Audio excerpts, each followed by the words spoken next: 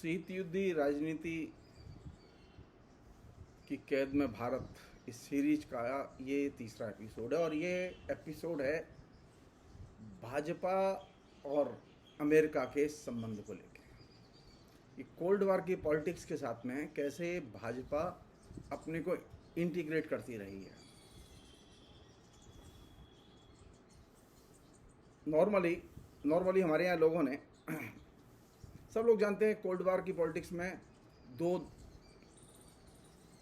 खेमे बन गए थे। एक खेमा वह था जो सोवियत संघ या समाजवादी देशों के साथ था, गुटनिरपेक्ष आंदोलन था, और दूसरा खेमा था जो अमेरिका और नाटो के साथ था। ये माना गया कि ये आभास भी दिया यहाँ लोगों ने, भाजपा के लोगों ने, आरएसएस के लोगों ने, जनसंघ के लोगों ने, कि वे तो बस राष्ट्रभक्ति में डूबे हुए हैं और उनको राष्ट्र के अलावा और कोई चीज़ दिखाई नहीं देती। ये बात एसेंशियली गलत है।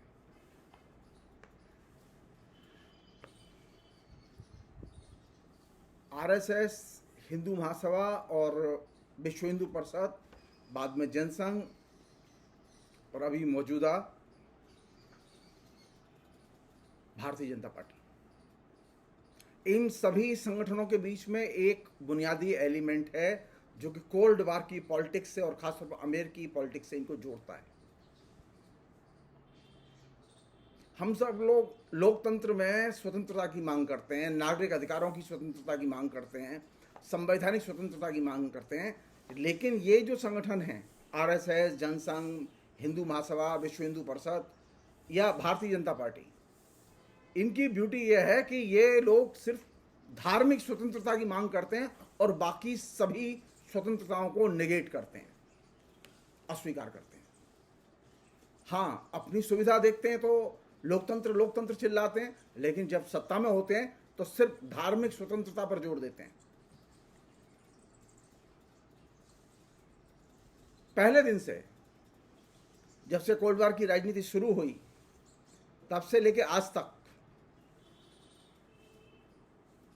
पहले जनसंघ और उसके बाद में भाजपा और इनकी जो मां है राष्ट्रीय स्वयंसेवक संघ, इनकी ये कॉमन नीति रही है कि हम सोवियत संघ के दोस्त नहीं हैं, हम कम्युनिस्टों के दोस्त नहीं हैं, और इन्होंने इसको अक्षर से पालन किया।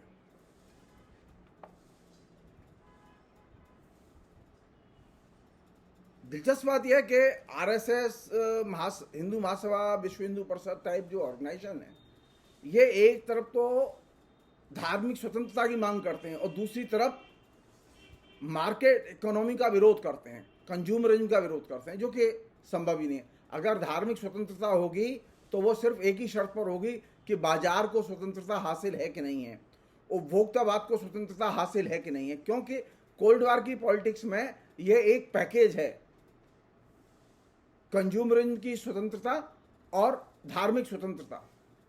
अब आप चाहें तो इसमें लोकतंत्र की स्वतंत्रता का भी आनंद ले सकते हैं, लेकिन धार्मिक स्वतंत्रता उपभोक्तावाद की स्वतंत्रता की कॉस्ट पर संभव नहीं है। तो ये इनके बीच में एक बुनियादी कंट्राडिक्शन है। एक जमाने में ये बार बार कहते हैं ना कि हमारे अटल बिहारी वाजपेयी जब विदेश मंत्री हुआ करते थे, क्या कहते थे वो कहते थे कि हम गुटनिरपेक्षता के पक्ष में नहीं हैं, हम जेन्युइन गुटनिरपेक्षता के पक्ष में हैं। ये जेन्युइन क्या होता है? ये वैसा ही है जैसे आपने कभी देखा हो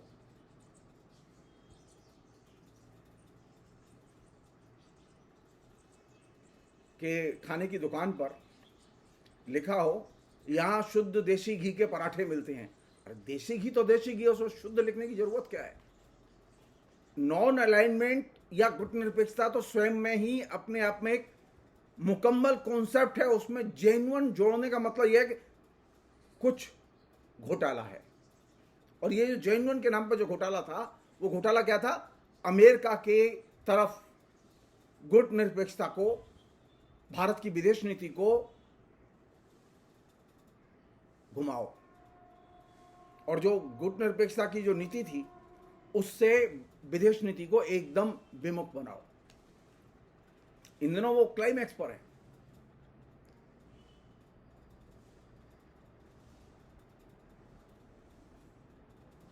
जब ये जेन्युइन नॉन अलाइनमेंट की बात कही गई तो उस समय बीजेपी के लोगों ने अफगानिस्तान में सोवियत संघ के हस्तक्षेप का विरोध किया था।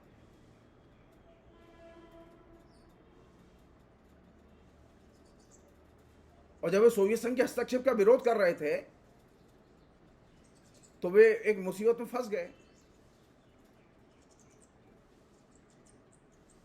तो उन्होंने एक शिफ्ट लिया अपनी विदेश नीति में, जो अभी भी है। अब भाजपा की विदेश नीति में राजनीति प्रमुख नहीं है, नैतिकता प्रमुख है।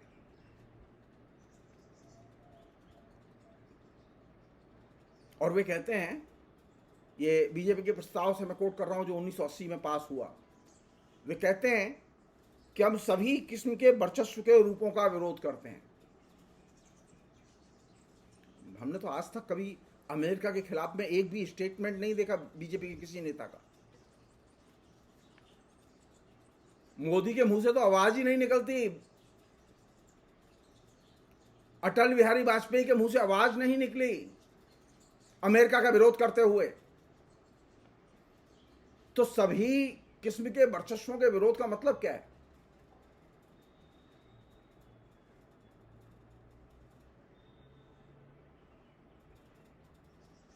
भाजपा का जो विदेश नीति का जो डायरेक्शन है, जो कोल्ड वार से प्रेरित है, अमेरिका के दृष्टिकोण से नाविनाल मध्य है इस समय जो हमारी विदेश नीति है।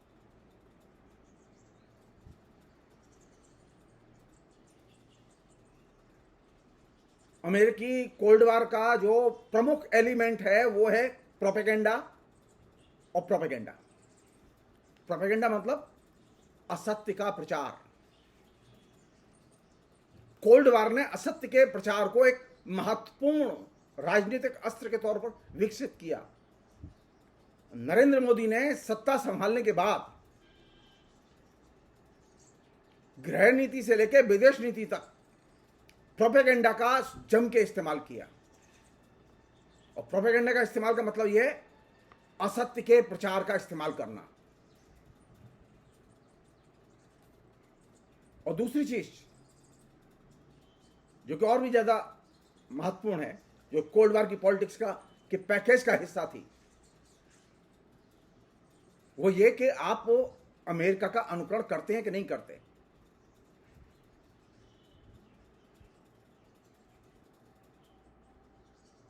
अमेरिकी जो कोल्ड वार है, उस कोल्ड वार में किसी भी किस्म के एक्शन, अमेरिका के खिलाफ में कोई एक्शन नहीं होगा, कोई प्रतिवाद नहीं होगा।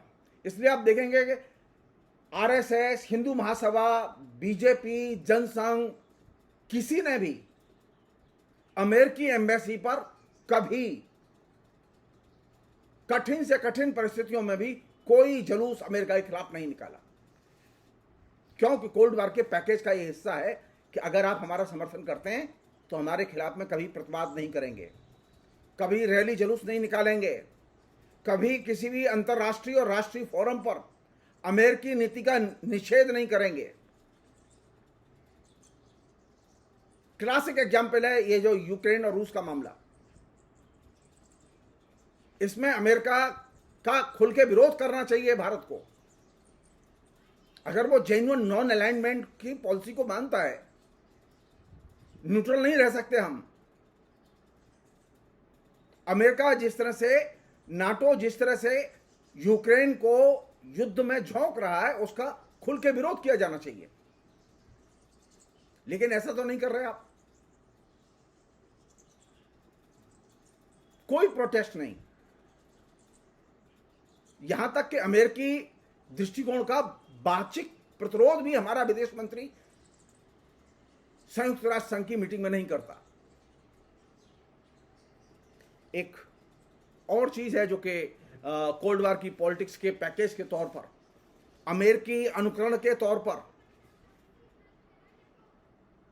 पीएम नरेंद्र मोदी ने विकसित की है, आरएसएस ने विकसित की है।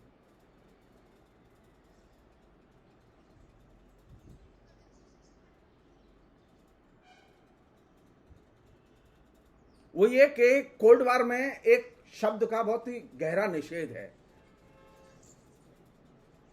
वहां सद्भावना शब्द की विदेश नीति में कोई जगह नहीं है।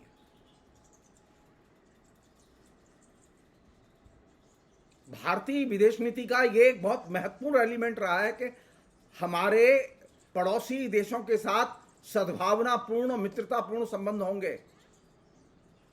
नरेंद्र मोदी ने धीरे धीरे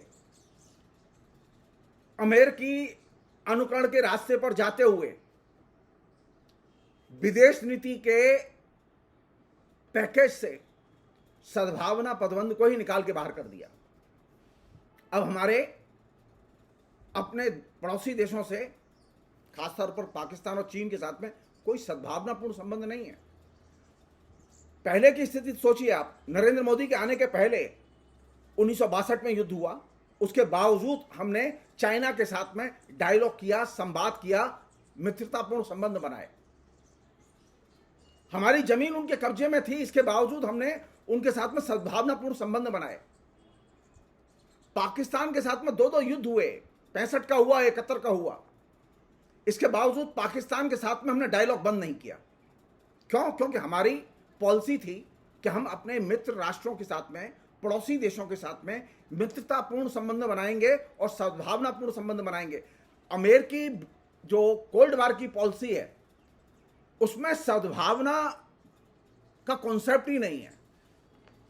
अमेरिका किसी भी देश के साथ सद्भावनापूर्ण संबंध नहीं बनाता, बल्कि वर्चस्व का संबंध बनाता है।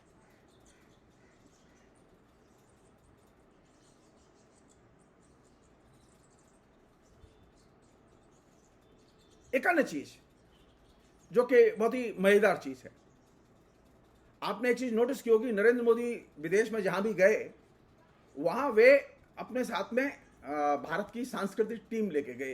अपने पब्लिक मीटिंग करते थे, वहां डांस ड्रामा होता था, वहां नाच गाना होता था और वो अपना भाषण देते थे।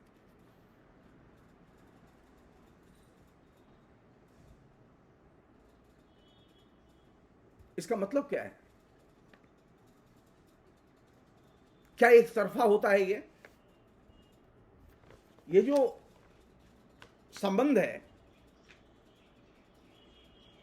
जिसे हम लोग अंतर स्थानीय सांस्कृतिक कूटनीति के कॉन्सेप्ट के जरिए समझ सकते हैं, इसके तहत आप अपने देश की कल्चर को दूसरे देश में ले जाते हैं, अन्य से जोड़ते हैं।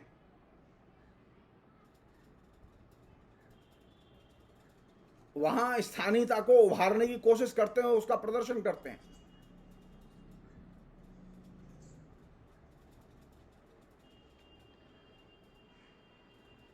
लेकिन नरेंद्र मोदी ये करते हुए जब वो अपने यहां से कल्चरल ट्रूप्स ले जाते हैं,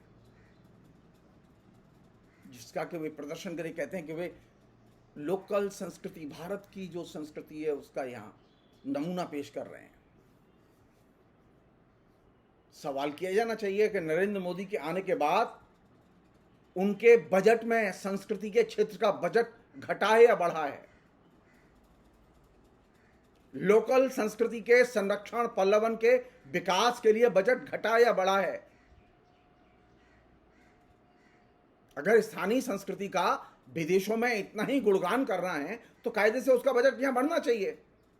लेकिन हुआ उल्टा, नमूने के लिए वहां हमारे सांस्कृतिक ग्रुप प्रदर्शन के लिए ले जाए जाते थे और नरेंद्र मोदी के भाषण के पहले और बाद में उनके कार्यक्रम होते थे। लेकिन भारत में संस्कृति के क्षेत्र में बजट में लगातार कटौती होती चली गई।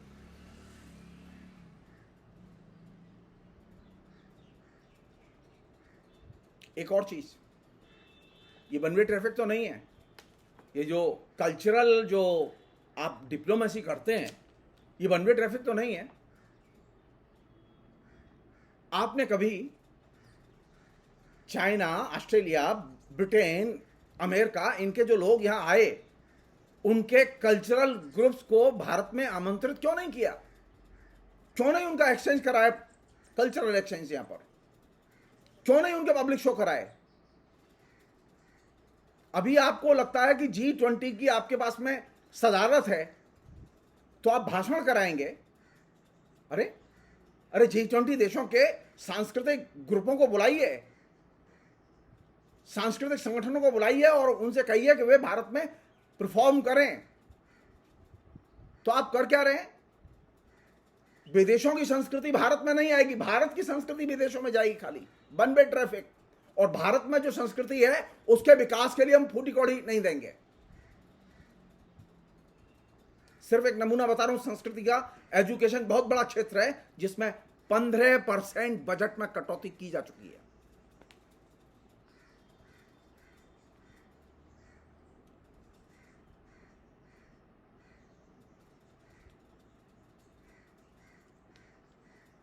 अगर आप अपने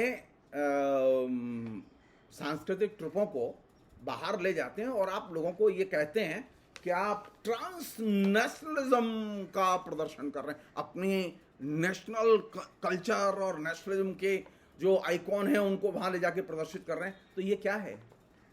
ये ट्रांसनेशनलिज्म, वन वे ट्रैफिक, ये क्या है?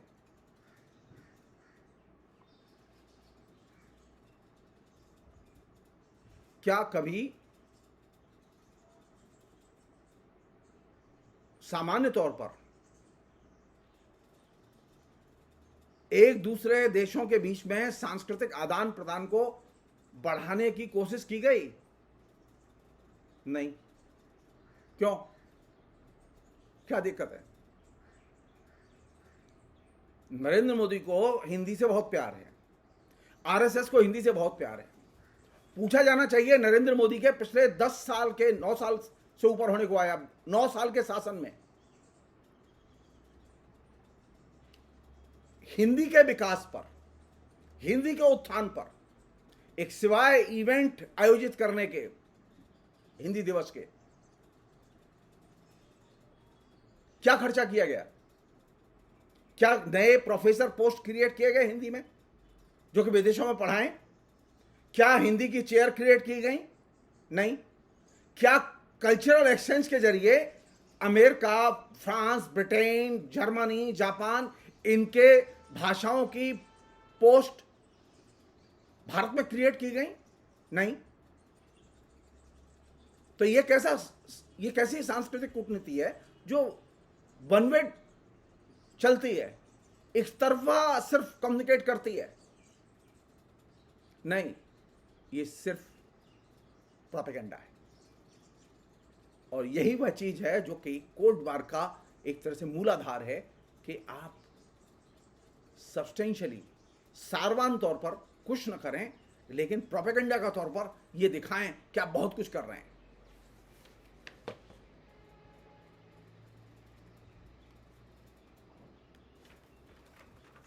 एक अन्य चीज है जो कि बहुत ही जरूरी है, जिसका कि जिक्र किया जाना चाहिए कायदे से।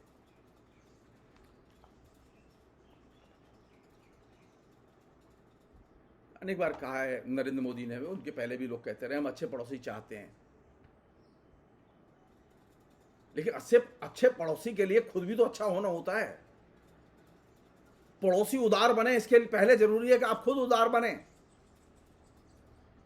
आप बड़े हैं, भारत बड़ा देश है, उसकी ज्यादा बड़ी भूमिका हो सकती है, लेकिन आपने वह बड़ी भूमिका अदा नहीं की। अमेरिका कोल्ड वार के तहत यह चाहता है कि भारतीय उपमहाद्वीप के देशों में आंतरिक और विदेश नीति के स्तर पर अशांति और टकराव बने रहें। और यह अशांति और टकराव, देश में अशांति, भारत में कोई राज्य नहीं है जहां पर के पीसफुल ढंग से लोग रहते हों। कोई देश नहीं है पड़ोसी जिसके साथ में आपके अंतर विरोध न हो, टकराव न हो। वैसी स्थिति में किसके रास्ते पर देश जा रहा है और किसके रास्ते पर हमारी विदेश नीति जा रही है। वही कोल्ड वार की जो पॉलिटिक्स है उसके रास्ते पर, जिसे कंट्रोल अमेरिका के नीति निर्धारक करते हैं, अमेरिका के बहुत बड़े संगठन है वे करते हैं। तो हमारे यहाँ जो विदेश नीति के तमाम किस्म के स्टेटमेंट आए दिन सुनने को मिलते हैं,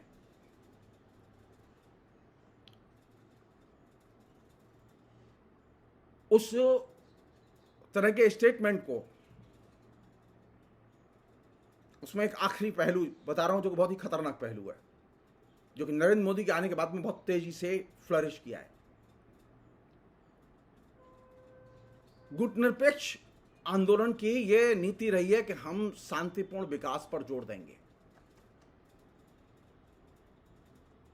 अमेरिकी विदेश नीति और कोल्ड वार की पॉलिटिक्स, शीत युद्ध राजनीति का जोर इस बात पर रहा है कि जगह जगह प्रत्येक देश में सैन्यवाद को बढ़ावा दिया जाए। नरेंद्र मोदी ने सत्ता संभालने के बाद सिस्टमैटिकली शांतिपूर्ण सह अस्तित्व को ठेंगा दिखाते हुए भारत के अंदर सैन्यवाद के विकास और सैन्यवाद पर जोर, सबसे अधिक सैन्यवाद का प्रोपेगेंडा करके अमेरिका के अभिलषित लक्ष्य की पूर्ति की है। भारत को शस्त्र नहीं, शांति चाहिए। आप हथियारों के ऊपर जितना पैसा खर्च कर रहे हैं, उतने पैसे से हिंदुस्तान के बच्चों की अशिक्षा खत्म हो सकती है। हिंदुस्तान में बड़ी संख्या में बच्चे बिना कोई पैसा खर्च किए ग्रेजुएट बन सकते हैं, लेकिन आपकी यह चिंता नहीं है। आपकी चिंता यह है कि भारत को ज्यादा से ज्यादा कैसे आधुनिक शस्त्र और अस्त्र से सुसज्जित किया जाए। और ये जो नीति है, ये नीति कोल्ड वार के फ्रेमवर्क की एकदम आइडियल नीति है कि तुम अपने देश में नेशनलिज्म के नाम पर सैन्यवाद को उभारो और सैन्यवाद का आस्वादन लेने के लिए लोगों को मजबूर करो। और यही वह जगह है जहां से कि आम जनता को अमेरिका की कैद में पहुंचाने का काम ये जो ग्रुप है, जो सत्ता में है, वो कर रहा है। और ये बहुत ही खतरनाक चीज है। आप हिंदू बनिए, आप मुसलमान बनिए, आप सिख बनिए, आप ईसाई बनिए, लेकिन आप अमेरिका के गुलाम तो मत बनिए। सैन्यवाद की ओर भारत के बढ़ते हुए कदम शीत युद्ध राजनीति के अभिलषित लक्ष्यों की पूर्ति की दिशा में उठाए गए कदम हैं। इनका भारत की गुटनिरपेक्ष नीति से कोई संबंध नहीं है। भारत की जो अब तक पार्लियामेंट से सर्वस्वीकृत जो विदेश नीति रही है, उसके दृष्टिकोण से कोई संबंध नहीं है।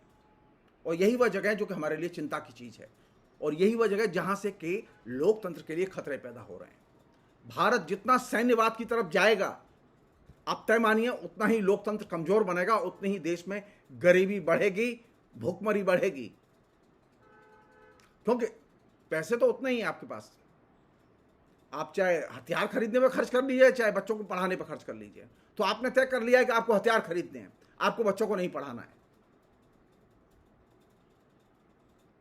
अमेरिका तो यही चाहता है कि भारत एक अशिक्षित राष्ट्र के तौर पर, एक कंगाल राष्ट्र के तौर पर खड़ा रहे। हथियार हों उसके पास में, लेकिन वो भूखे नंगे हों। और ये जो भूखे नंगे हथियारबद्ध समाज की जो परिकल्पना है, ये परिकल्पना कोल्ड वार की पॉलिसी का हिस्सा है। क्रमशः हम इस दिशा में जा रहे हैं और ये चिंता की चीज है। इससे निकलने की जरूरत है। हमें हथियार नहीं, हमें शांति चाहिए। हमें हथियार नहीं, हमें शिक्षा चाहिए। हमें हथियार नहीं, हमें रोजी रोटी रोजगार के साधन चाहिए, नौकरियां चाहिए।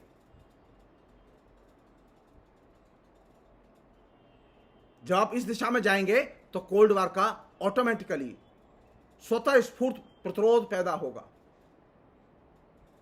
और हमें इसी दिशा में सोचना चाहिए, क्योंकि सैन्यवाद लोकतंत्र के लिए सबसे खतरनाक चीज है। और यह सैन्यवाद अब एक एजेंडे के तौर पर नरेंद्र मोदी ने अपनी गृह नीति और विदेश नीति के एक इंटीग्रेटेड अंग के तौर पर विकसित करके हमारे सामने स्थापित कर दिया है। और दुर्भाग्य की बात यह है कि इसमें हिंदुस्तान के लोकल जो इजारेदार घराने हैं वे शामिल कर दिए गए हैं। तो अब हिंदुस्तान का जो इजारेदार घराने कल तक कोल्ड वार के बाहर थे, आज वे कोल्ड वार का हिस्सा हैं, तो खतरा और भी ज्यादा बढ़ गया। कल तक पूंजीपति की रुचि सैन्यवाद में नहीं थी। वो कारखाने लगाता था, वो बाजार में जाता था, वो व्यापार करता था, वो तेल में लगा हुआ था, वो गैस में लगा हुआ था, लेकिन अब वो हथियार बनाने में लगा हुआ है। तो पूंजीपति वर्ग को भी आपने एक नए धंधे में लगा दिया, हथियार बनाने के धंधे में। जो पूंजीपति हथियार बनाएगा वो पूंजीपति लोकतंत्र के लिए वोट मांगने वालों को धन देगा, चंदा देगा। वो चाहेगा कि हिंदुस्तान में लोकतंत्र रहे? कभी नहीं। इसलिए लड़ाई बहुत पेचीदा हो गई है। सैन्यवाद लोकतंत्र का एकदम विलोम है। इससे भारत ताकतवर नहीं बनेगा, भारत और ज्यादा कंगाल बनेगा और बहुत ज्यादा कमजोर बनेगा। और यही वह जगह है जहां पर अमेरिका चाहता है कि भारत पहुंचे। फिलहाल इतना ही। बहुत बहुत शुक्रिया।